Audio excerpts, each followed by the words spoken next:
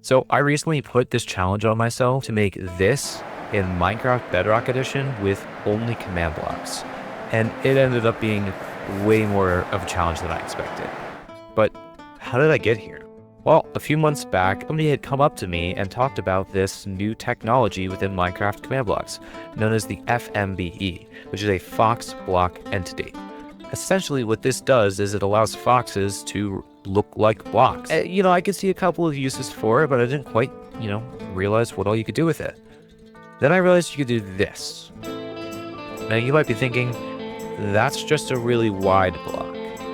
But it was when I realized you could do this that I realized you could do so much more. Because you can make a wide block, you can make a thin block, you can make a stretchy block, you can make a rotating block.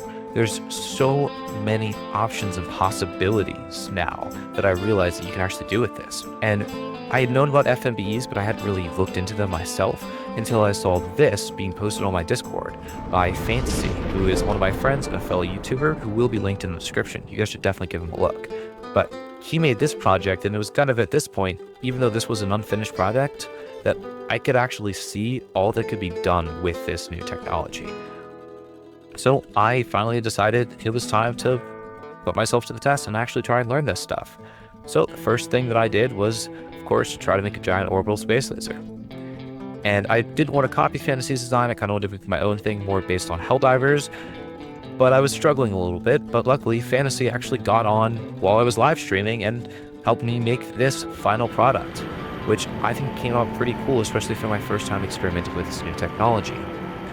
From there, I wanted to mess around a little bit more, and me and Fantasy got together, did a collaboration, and made this, which is TNT that actually picks the nearby blocks and flings them around, kind of like those old-fashioned command block creations from years past. And I thought this was really cool to finally make it Bedrock after all these years.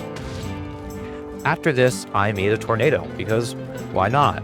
Now, looking back, there's still some flaws in that tornado, but I think it came out really well and did a lot of what I was hoping it would do. But then I got this comment, and then I got to thinking, wait a second, we're actually at a point in Bedrock Commands where this is actually possible. Not easy, but maybe possible. So I decided to do it. From there, I'm like, well, where do I need to start?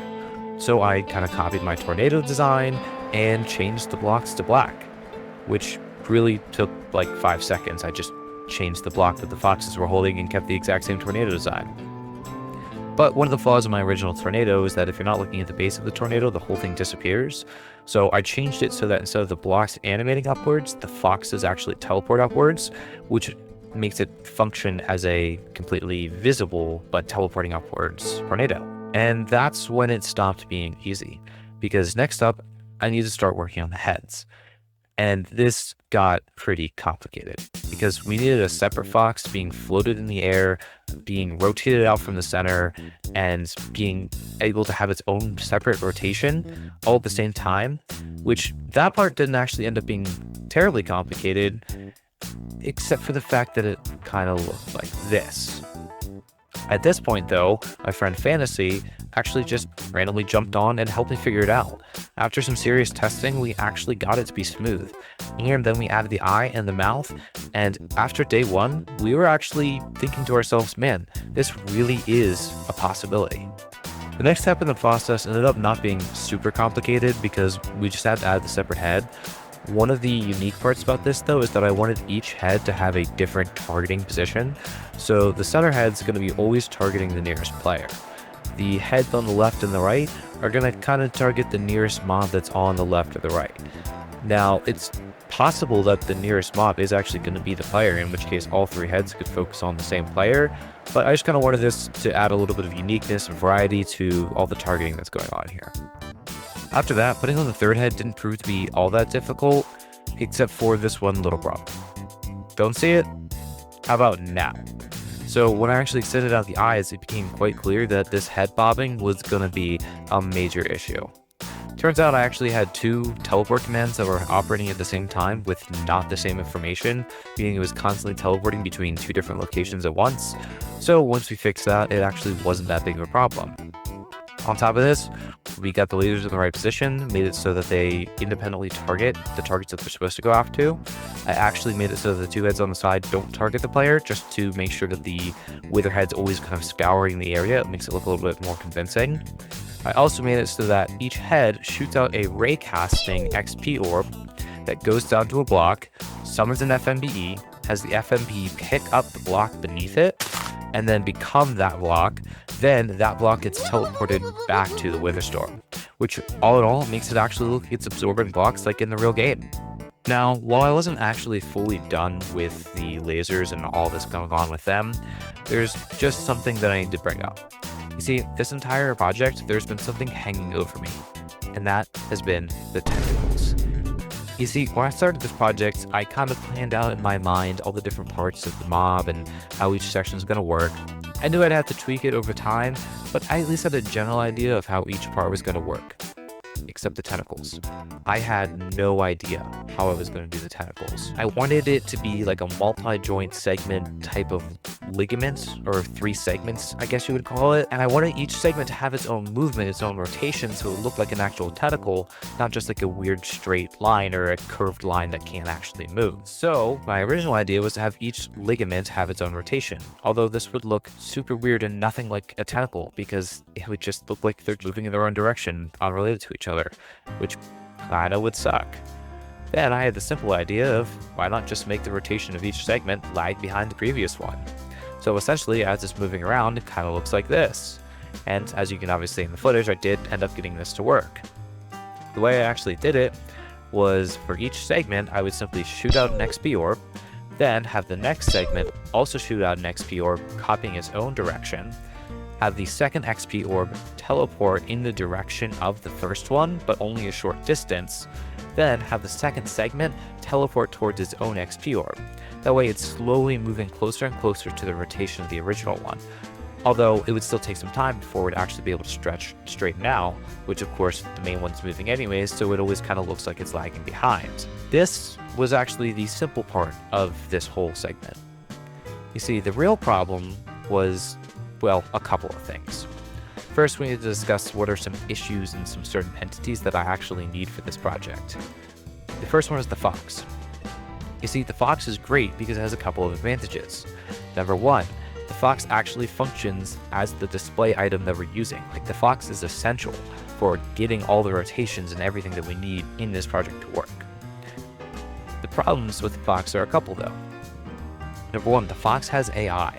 The problem with the fox having AI is that if I actually get the rotation straight from the fox, it's going to be constantly twitching all the time because the AI of the fox is trying to, do what a fox does. So that ends up being a real problem. The other problem with the fox is that it has a broken y-axis. That means that every time I teleport the fox, its up and down rotation is set back to 0, no matter what. Now, if I'm making it face towards a specific target, this isn't that big of a deal. But if I need to change its y rotation relative to its current y rotation, it simply isn't going to work at all.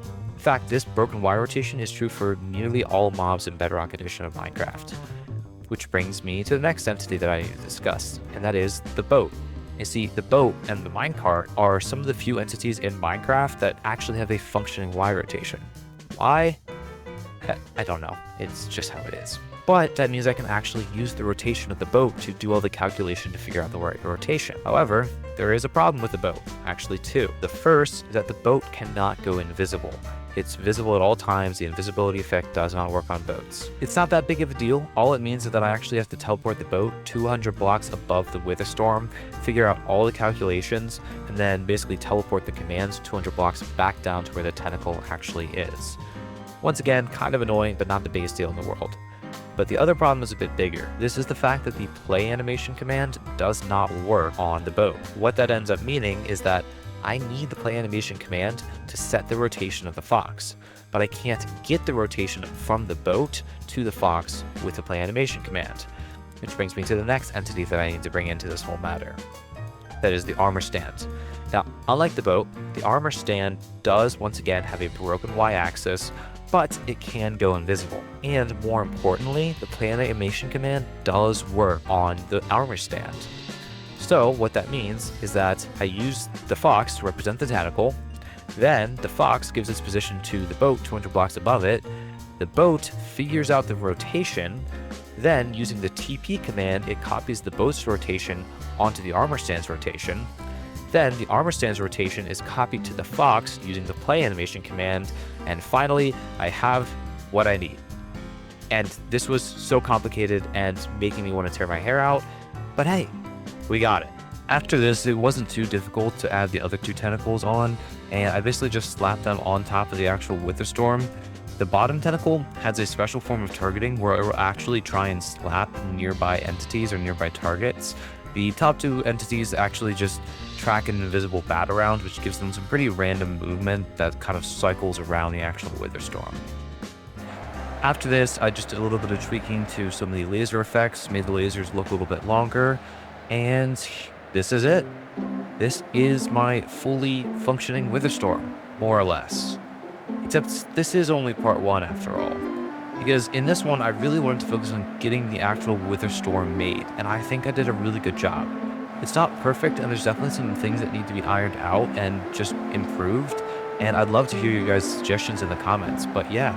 Stick around for part 2 because what I really want to do is make this into a fully fledged boss fight where you have special mechanics like tricking the Wither Storm into absorbing TNT blocks so that you can take down its shield and let the real fight begin. But before I finish the video, how about a recap? Let's look at some statistics. In total, when this whole operation is running, we have 95 different entities, counting the foxes that are being spawned from the laser beam as the debris, the armor stands, the boats.